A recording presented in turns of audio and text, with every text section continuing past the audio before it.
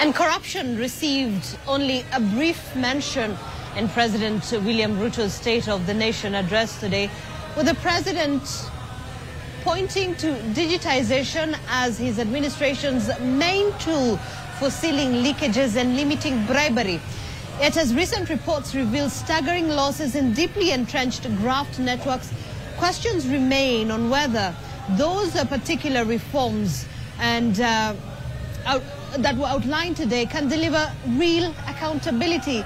Let's hear from Michelle Ngele Odhiambo, reporting from Parliament.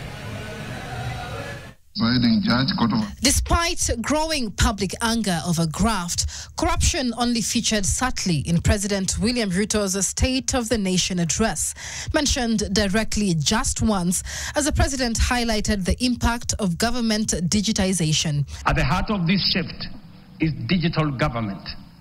From less than 400 services on eCitizen to 22,500, we have delivered one of the fastest digital migration in the world.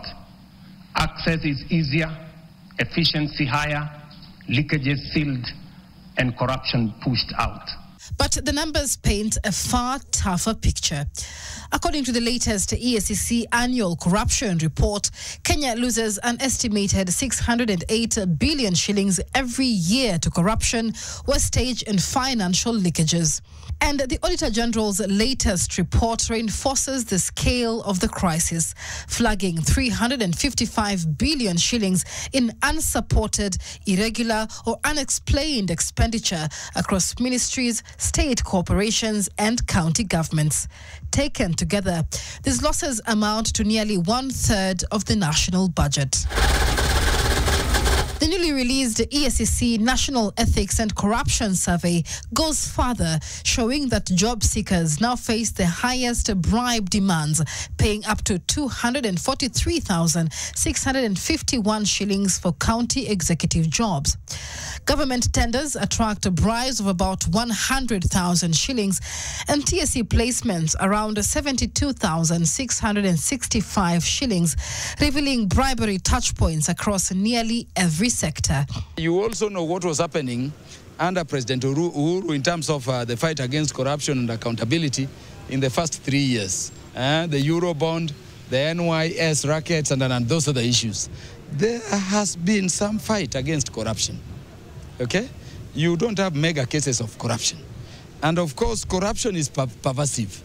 It is in every sector of our society. It is in every unit of our society, including families. But really, there are steps Ruto is putting in. You've heard him talking about government procurement.